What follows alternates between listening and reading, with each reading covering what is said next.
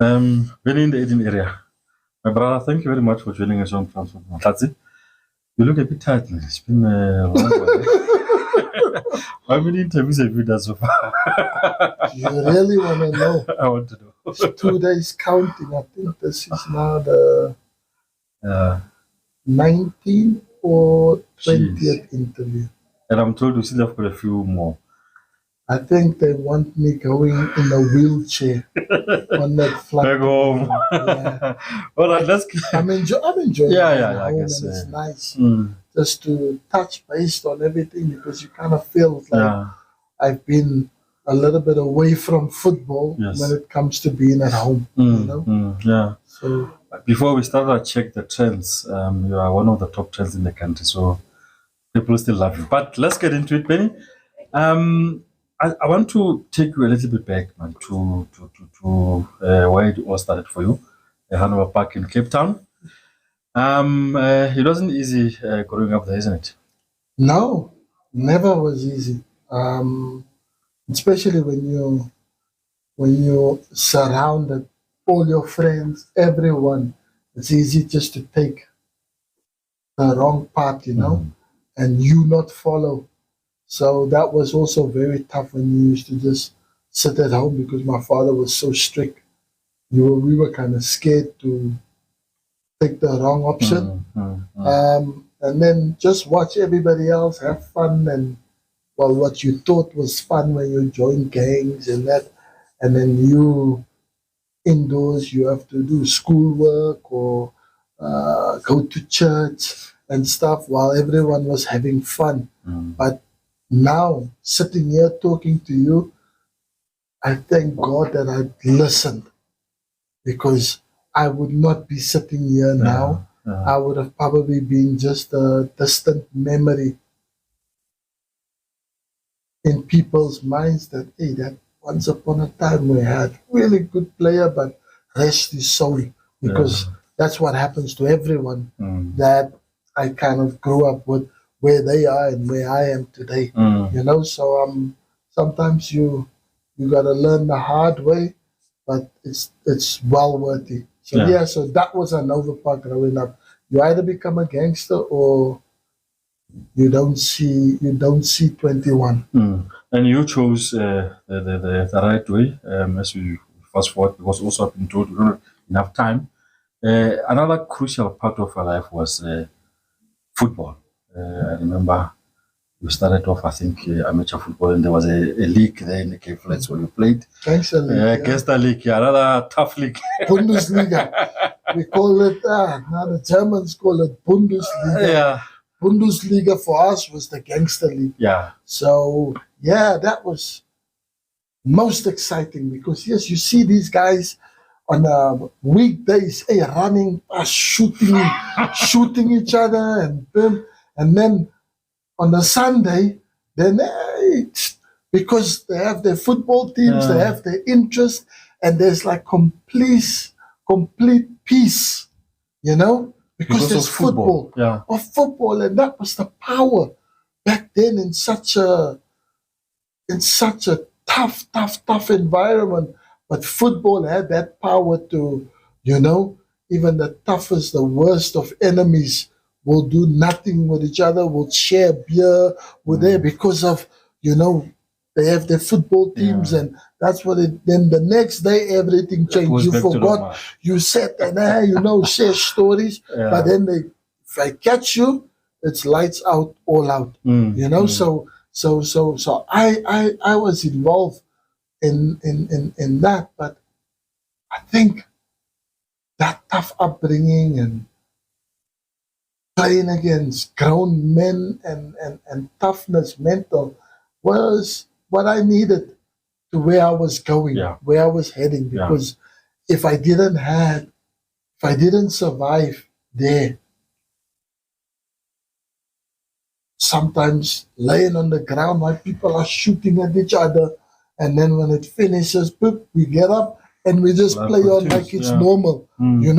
If I didn't have that, if I didn't have to endure that, I think I would have never survived a whole stadium or throwing bananas at you and making you feel that you don't, or letting you know that you don't belong here. You must go back to Africa, the mountains, the bush, where you come from, then to be here, Yeah. that would have never, I would have never been prepared for that. And I would have probably not have made it if I didn't play in the Bundesliga and had that mental toughness to, what I've gone through. If you shoot bullets at me, that's the only thing that will fear the life out of me. But with your words, with whatever you think you can say, absolutely, I'm immune to that. Yeah. Now, Seven Stars, another integral part of your life, but as you've touched on now, you leave South Africa to really big stuff. It must have been very, very difficult even to leave home at an early age and go and settle overseas. It was as much as it was a life-changing experience for me, for my family, for everyone that was in my life, that was part of my life then.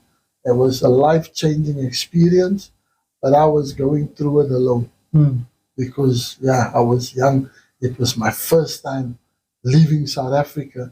And then you move to a country where the language is a little bit different from what you're used to. And 99% of the population, they don't have the same skin color as you. And of course, so it becomes extremely, extremely hard. You're in an environment that you drown, But the part was, if you stick it out, you come back, you take your family out of Hanover Park.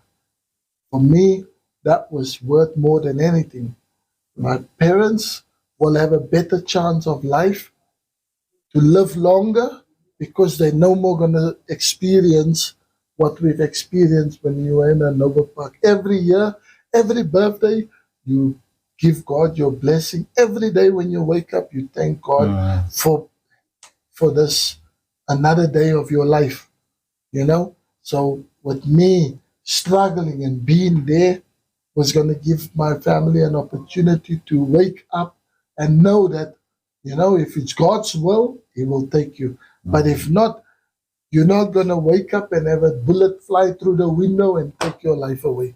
So I was giving my family that opportunity. So that's why there was nothing that was going to stop me from, wanting to come back and make it difficult for them. So I had no option than just to stay there and enjoy everything, but learn as much as I could to develop, to become a better footballer. Then one day, when I come back, South Africa can enjoy, because now the experience that I'm gaining is more than what many South Africans experience. So I can come and give back and show people, hey, this is the work, this is what is required from us to be at the top, I can do it, anyone can do it. So that's why that fight and that struggle for me was to stay there, because I wasn't also going to come back as a failure. And then, of course, we all know Champions League with Porto, you played in the Premiership, you played in Spain. Some of the stuff you have done, none or most of South African players haven't done. Huge success there. I know you have said it in the past that you feel you didn't fulfill your potential, or maybe not fulfill your potential, but you didn't reach the levels you should have reached. I think you have done very well for yourself. I want to juxtapose your experiences to the current South African players now. We've seen a trend in South Africa where we've got a lot of youngsters coming through, but they don't just quite measure up to some of the other young players overseas. What do you think is the problem with our younger players who are not ready to go to Europe? Those who go don't stay there, they come back, and we just don't have a Benni McCarthy, a Pinar, guys who can go to Europe and make a big stuff of it in Europe. You know what? When you analyze, and I think social media plays a big part, and also the fact that in South Africa, They earned good money. I was earning 1,500 rand. And that was a lot of money for me. Yeah. You understand? And then when I went to Holland, now I was earning more than 15 million rand a year. And Yeah. you understand, that is one hell of a jump. Yeah. But now the players are making enough money where life becomes a little bit more comfortable for you at home. So you don't need to go and struggle. You don't need to go and endure when fans say, woo, woo, woo. Hey, when I go back to Africa, there you belong there with the monkeys, and you know, and players don't want to experience that. Which So rightfully so. Rightfully so. No one should, because we're all human beings, but that's just how it is. Like different cultures, different worlds. So there. But at the end of the day, football, you get the football that you get to play when you play against what the world call best players in the world. Your Jude Bellinghams, your Kylian Mbappe's, Jamal, Lamine Jamal, your Rafinhas, your Alejandro Garnachos, your Amad Diallos, Marcus Rashford, Bruno Fernandes, Bernardo Silva's, Phil Foden's. Like when we look world stage, those are the players we look at. And we are here at home, not participating, not being part, not even in the conversation. I would struggle with that. And that's why I wanted to suffer that side. But I'm in the conversation. When you talk about Romario, Ronaldo, Nazario, when you talk about Zlatan Ibrahimovic and that, just, my man, I was mixing it with these guys, and I didn't think that I was worse off than what they were. Yeah. You look at what he did when he was at Ajax. You look Zlatan and says, hey, that's when it all started for him. But then just go look there. Benni McCarthy, Ajax. You were there. It's the same. Yeah, but I'm African. He's European, so he had a better route than what I had. But I was African. But when you look the stats, maybe I've had a better goal scoring ratio than him. You understand? But my name is in the mix there with world class players, and that's what I can say.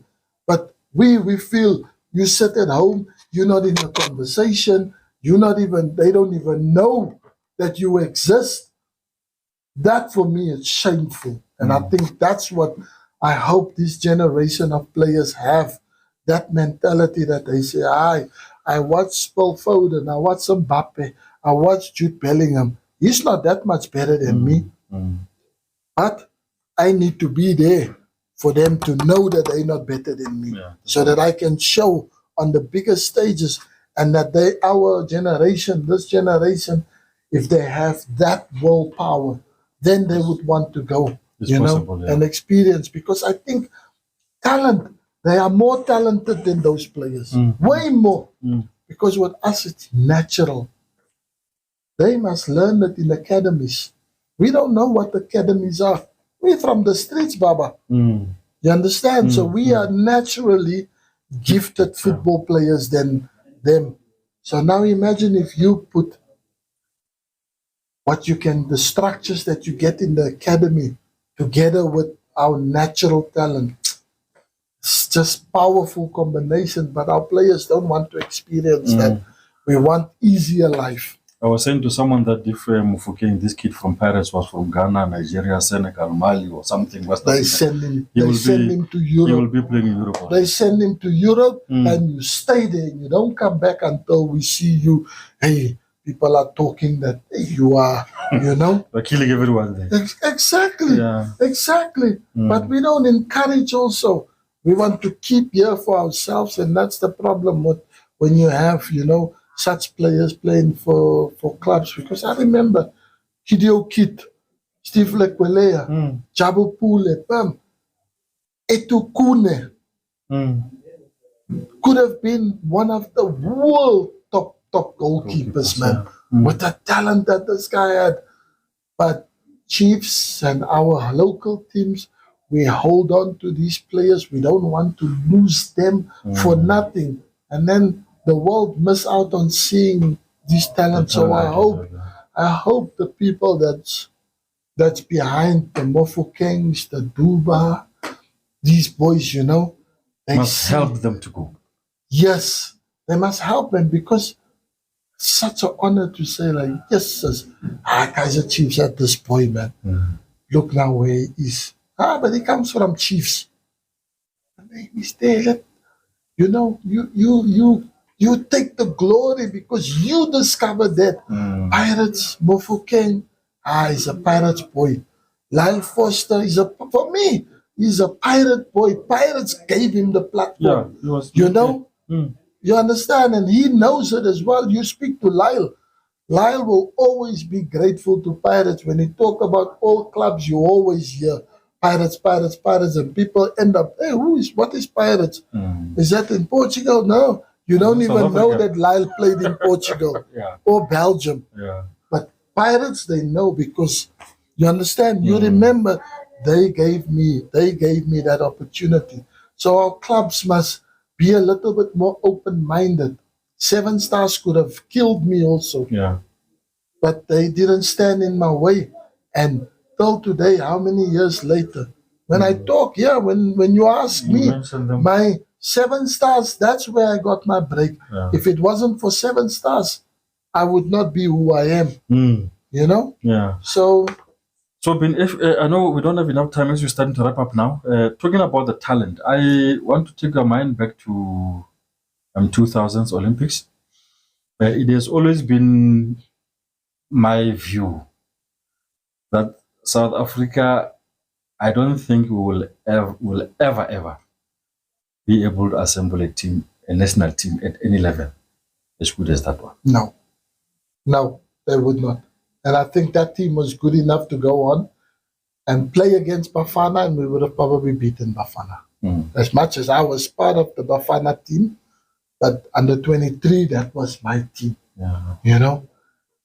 There's you, Wayne Roberts, Emile Baron, Matthew Booth. Now imagine you add Lucas Radebe to that team. You add Mark Fish to that team. You add in Bradley Cannell to that team. You add in Linda Butalezi. You add in Dr. Kumalo. You add in the shoes. But then you also have got Steve Lekweleya, Jabu Pule. You've got Ace Mbutu. You got Mangoba Mkize. It was just talent everywhere. You add Chipa Masinga. You add Helman Mkelele together with Jabu Pules, your Quentin Fortune in that midfield. Trouble. South Africa, we really don't know the generation we let go. That was the golden generation. But too little, too late now. It always, when you speak, it is heartbroken. That team was under 21st. We went to the World Cup, the first team to qualify for World Cup, Malaysia. There we kick it with France, that France team that we played there. 7 of those players graduated and ended up being part of the France 1998 team. Thierry Henry, Nicolas Anelka, Jivu. Jivu. They had what's this? David Trezeguet. David Trezeguet. They had Mikel Silvestre, who played for Man United. They had Sidney Govou. They had Peter Lukshan, that was also, top player. Who was the other? The goalkeeper. Not Patterson. No. He was playing for Olympic Lyon. Legendary goalkeeper. He was their number 1 at that under 20 World Cup. Man, and I'm saying to myself, so France, they can do it. And then And go and we win the World have, Cup. and we gave them the scare of their life. We beat Brazil in the In Olympics, the Olympics, yeah. but That had still, Ronaldinho. still, Nothing. Kleberson, who ended up playing for Man United, who won the World Cup. He played in that Brazil team.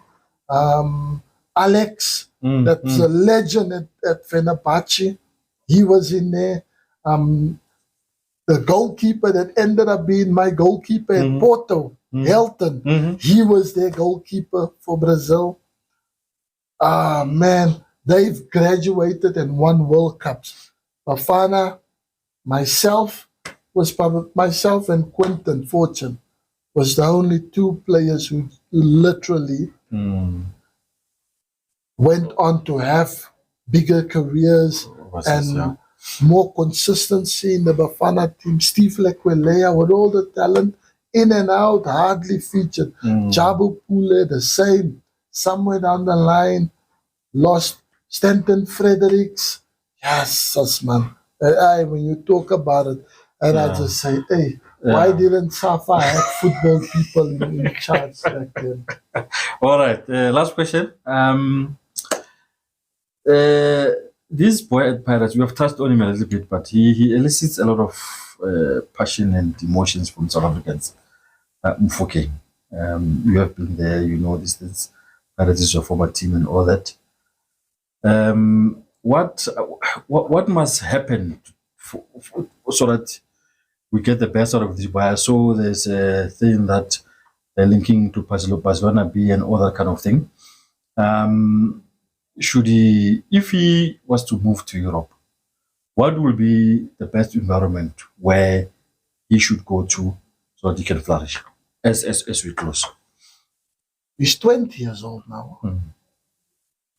But if you look, most of the 20-year-olds in Europe, some have already won World Cups. They're playing. Some have already won Euro Championships. So I think he needs to play, not go to a country where to adapt. And no, he needs to play. So I think a Portuguese league would be good. La Liga, teams that where he's gonna play and not sit on the bench. La Liga would suit him. Very nice. But not Barcelona or Real Madrid. He's not gonna play there. He's not gonna play there. He must go to a place like Mallorca, Atletico Bilbao, Nico Williams.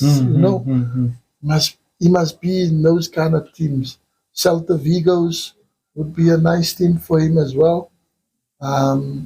Espanyol, just a place where he's gonna not be wasted. Play, France might be also a good place for him because the climate, at least you'll be sunshine like South Africa. And time zones is good also.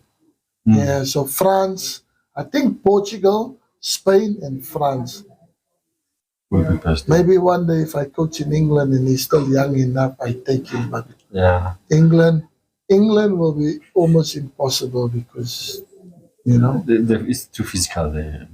A coach must understand you. Oh yeah. A coach must understand you.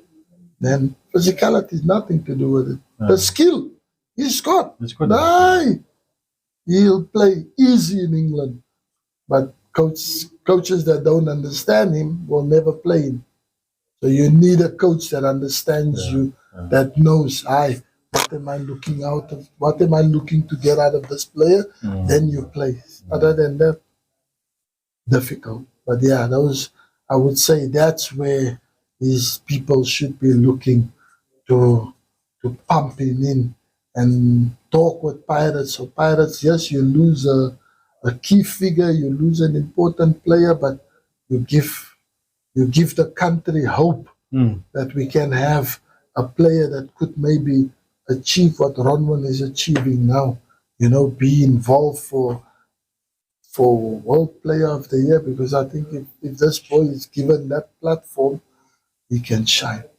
I've spoken with some serious legends Wow. to ask for myself because I seen a little, but I didn't see enough of him. Mm-hmm. So I asked Yeye, I asked Klompo, and I asked Mandla Masango about this boy.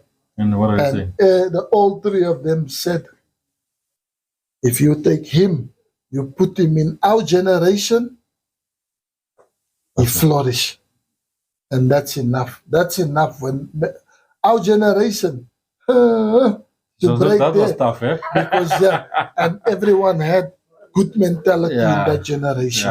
Yeah. There was the problems of sometimes but Discipline when it comes from playing, they played, and they could play anywhere in Europe. And when we face Europeans, there's no fear, man. We would go up against them, and for these boys to say that he could play in that generation, then the kid must have something really special. Benny, I wanted to squeeze in the Rashford question as to what's happening with Rashford, but I see he wants to kill me. But maybe just briefly, what's happening with Rashford at Manchester United?